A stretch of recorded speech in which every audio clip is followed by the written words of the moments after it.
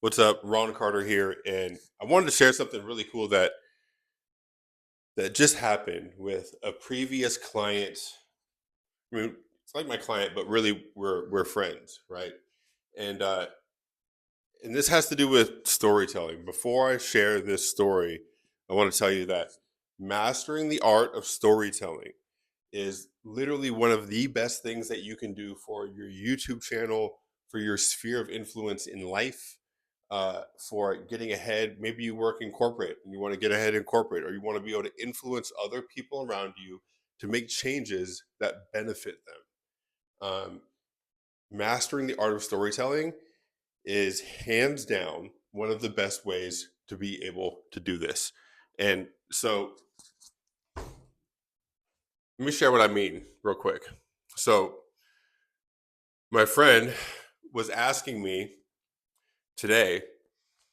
He's got a YouTube channel. It's a little bit smaller than mine. Mine isn't huge, but his is a little bit smaller, and he's I'm further ahead in the making content game than he is, and so he had a really powerful moment with one of his clients that he coaches that and got them to change their beliefs.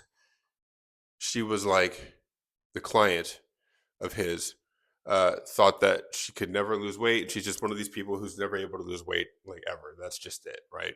And he had a conversation with her, and in that conversation, he got her to basically just make a few different changes in her diet, and that's it. And now she's lost 11 pounds. So there's been this transformation that happened, and he hit me up and he said, "Hey, is there any way that I could like kind of record these conversations that I'm having with clients and then just like release that on my channel?" And I said, "You could do that, but the more powerful thing that you can do is tell the story of the conversation. Tell the story of the conversation." And let me give a few examples to like really explain why that's really powerful. Um, so, tell you a quick story. So I go to school right now, right, for accounting, and I go to Cal State Northridge, and I'm in my junior year there, and started going to school late, and so I was at this networking event last month. And so in accounting, if you guys aren't familiar with the accounting world, most people that get their degree in accounting, they either go into audit, where they're doing auditing for like a public company, a private company, whatever, but they're auditing businesses' books, um, or they're doing tax. So they're like doing the taxes for business, or they're auditing taxes. They're doing something with tax, or it's something with the financial statements. And so at this networking event, there was like 60 different accounting firms there, and it was for students to be able to meet up with accounting firms and give them their resume and try to get internships and jobs and networking and stuff like that. And so there's a lot of people there, a lot of students. It's like just a lot of people in suits, all mingling and talking with each other, and booths set up, and it can seem overwhelming, right? And I'm sitting there with all my resumes printed out in my little folder, and I'm walking over to the firms that I want to talk to, and I was talking to this one firm, and they asked me, they said, "Well, what do you want to do, audit or tax?" And I said, "You know what? I'm really not sure. I think I might want to do tax though." Um, and then they said, I said, "Look," and I say I'm not sure because I don't have experience with either one yet, so I can't tell you definitively which one I want to do. Um, and I said, "I think it might be tax though."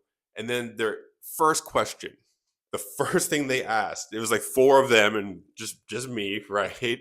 And so it kind of felt like on the spot, like getting grilled, right? They're like, "Okay, well, why? Why do you think tax?" And then I was like, funny enough, I just think tax because, like, okay, last year I was sitting on the couch and I was doing my taxes, and I had this sole proprietorship, so my taxes weren't just W-2 taxes, and because of the accounting classes that I've taken before, like, I'm understanding the questions that I'm being asked on TurboTax, and I understand exactly what my business expenses are, and I had them documented, and I'm putting them in there, and I'm like getting write-offs for my taxes that I know are legit. I'm not like just guessing like, oh, hope I don't go to jail. Like I know like what's going on, and I was super excited about it. I'm sitting on the couch, and I'm doing my taxes, and I'm smiling, get this big grin on my face, and my girlfriend walks in, and she's like, "Hey, what are you doing?" And she's smiling because she just sees me looking at a computer screen, smiling, looking like I'm having a good time, right? And so she's like, "What's going on?" And I looked at her with a big grin on my face, and I was like, "I'm doing my taxes." And she was just like, "What? Like, how is that exciting? How are you happy? You're doing your taxes and you're stoked right now?" And like, she just didn't understand. And I told that story to these people that work at this firm. And immediately, like two of the people got a giant grin on their face, and the other two were like, "Ah." And so the two people that had the giant grin on their face, they were like, "That's great. Like, I believe that like you probably should do tax or at least check it out." Most people that say that they want to do tax, we ask them why, and they have no idea. And it's like, I don't believe that they want to do tax. Would I hire them to do tax stuff? Like, I don't know. But when you tell that story, I believe that you want to do tax. That's literally what they told me right then in the moment. And the two people that were smiling, they were tax accountants. And then the two people that were like, they were audit accountants. And so they were like, the tax accountants were like, I get it. I feel the same way when I do taxes. That's why I like doing taxes. And we were like, we all nerded out together. The audit people were like, I love that for you guys. and and so then from that moment forward that night, because I talked with a lot of other accounting firms, whenever they asked me what I wanted to do, I told them the same answer. I think maybe tax, I'm not really sure. And then I'd say, but like, look, the reason why I think I might want to do tax over audit is that, let me just tell you a quick story. And then I would tell that same story to the other firms. And I get the same reaction. Like all the tax people were like, yeah, like it's like, it's almost like I automatically became friends with the tax people because they were like, we get it. We get it. You know? And this is just one example of how learning to tell stories to get your point across or to influence others, and by influence I just mean get them to think on the same wavelength as you, uh, is powerful. Like it can increase your network, it could help you influence other people, like on YouTube right now I'm telling you stories about why it's important to learn how to tell stories. I don't know if you've noticed that, right? And it's a powerful thing. And um, the reason why it's so powerful is because the human mind is geared towards remembering stories and not facts. The human mind is geared towards finding stories, finding meaning in our situations, in the experiences that we have in life. We ascribe meaning to things by creating a story about what we're experiencing. And so just to kind of help get that point across, there's a lot of different stories I can tell around this, but think about like Native American tribes, right? Think about just early humans, not even Native Americans, just early humans before we were living in houses, right? Before we learned how to build houses and do all this stuff as the human race, we were outside, right? We were living outside. We maybe had different huts, different like dwellings, but in our day primarily, what did we do throughout the day? We weren't like going to networking events and doing accountant stuff. We were just like, okay, go find the food, bring the food home, eat the food as a big group. That's what we did, right? And when we would be eating the food, we would go out, we'd hunt all day, come home, prepare the food, all be gathered around a fire, And what do we do? The only form of entertainment we had in the evening as we were eating was telling stories. And these stories that we would tell around the campfire, they were stories about the hunt of the day, about previous hunts, about different seasons, about the world as we knew it. And each one of these stories were meant to share a lesson to the younger generation. So we've been doing this for a very long time. This is how we would transmit information through storytelling. And the other thing, this is going to get kind of heady, warning, right? Is our ego and our conscious mind, our perception of ourself is made up of a story. Me saying, my name's Ron Carter and I like wearing this black shirt and I'm really stoked about this mic because it makes my video sound good and blah blah blah blah. This is all just a story that's going on in my mind that reinforces it actually like ascribes meaning to different things in my life, and then I take that meaning and extract it and I do different things with it, right? And so we all do this. We all have a story of who we think that we are. And our minds are like story magnets. They automatically look for a story. Um,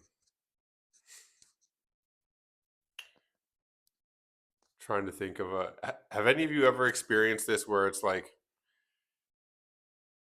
you walk into a room full of people you don't know, and maybe you're wearing like a shirt that you don't really like that much, or you're wearing some clothing that like you're like, man, I wish I would have wore this instead, or you're just self-conscious about something. Maybe you didn't shave, maybe you didn't do your hair, and you're like, oh man.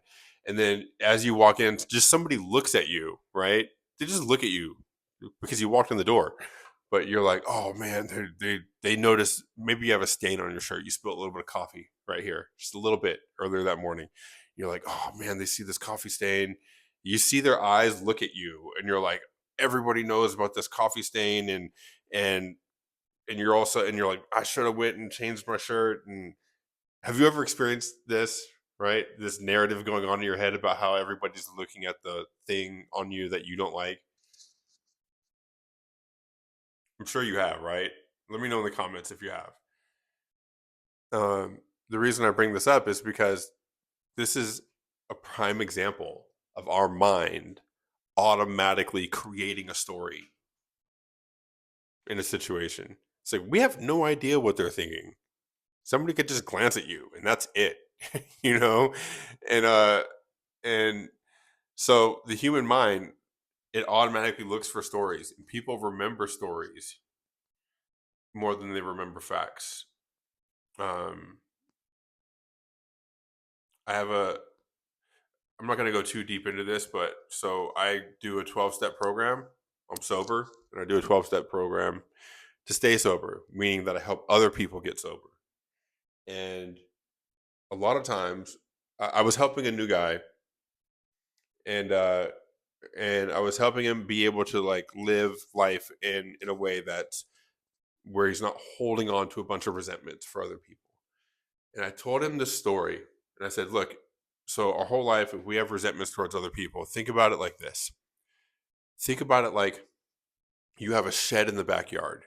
And every time that you have a resentment or a gripe or a complaint about somebody, it's like, I want you to imagine that you have a shed in the backyard. You also have a dog.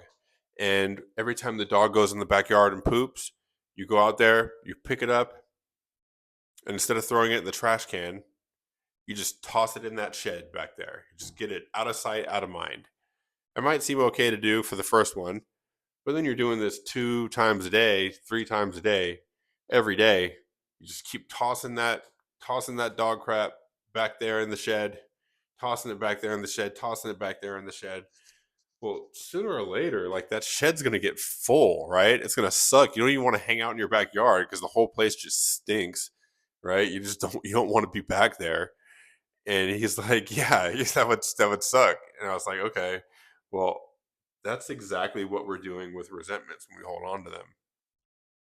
When we hold on to a resentment, It's like we're tossing that ill will towards this other person into a shed in the back. And it seems okay when we do it once, but when we do it day by day by day, that shed fills up. And then all of a sudden, that stench just wafts into every area of our life and how we feel in any given moment. So, one of the first steps to like living a sober and happy life is to clear out the shed. We have to get rid of all these resentments and um and make sure that we don't keep tossing them back in the shed. And the reason I tell you this story is because it's really cool. I had a conversation with him a couple days ago. We did that work, helped him clear out the shed, so to speak, and talked to him a couple days ago. And he's like, "Man, I haven't been feeling on it the last couple days or the last week or so." And I was like, "What do you mean?" And then he said, "You know what he told me?" He paused and he said, "Ron, I started putting shit back in the shed. And so I got to clear it out again." And it was really cool hearing him say that because we did all this other work, but and he's got all this other terminology to be able to explain that. But because I told that story is what stuck with him more than just the actual work that we did. I mean, we spent days doing the work that clears out his shed. It was like actually probably weeks. But instead he chose to say, instead of like zeroing in on any of the things that we did over the following weeks, he zeroed in on the story that I told during a random phone call. you know, stories stick with people. And so when you learn to tell a story that illustrates your point, this is how you become more influential. This is how you're able to influence others to make changes that are positive. This is also how you can just make your YouTube channel if your YouTube channel is not based around just entertainment, like doing stupid stuff or silly stuff or like pranks and things. And it's like mine, like talking head videos, sharing things that to be able to help other people um, kind of like leverage the information that you've already found out so that they can make some sort of positive change in their life. Well, being able to tell stories to help them do that, it's invaluable. Um, so I guess really that's it for the video. It's like you gotta learn how to tell stories. If you guys want me to make some other content, like breaking down exactly how I tell stories like this, and like because I have a specific format that I use, let me know. I'll make another video. I'm not talking about making anything where I'm going to charge you for it. I'm not going to do that. I'll just make a video outlining this stuff. But I don't want to go through all that. Like if you guys are like, I'm good. I don't want that. So let me know in the comments if you want a video that's detailing the formula that I use for telling stories, and it's the same formula that I used like multiple times inside of this video to help get points across. Let me know in the comments. Say, hey, make the formula. I'll respond to all you guys, and I'll let you know when I make it and when I upload it. If not, cool. Don't do that. If you found, like it's okay. Anyways, hope you guys have an awesome day. Talk soon.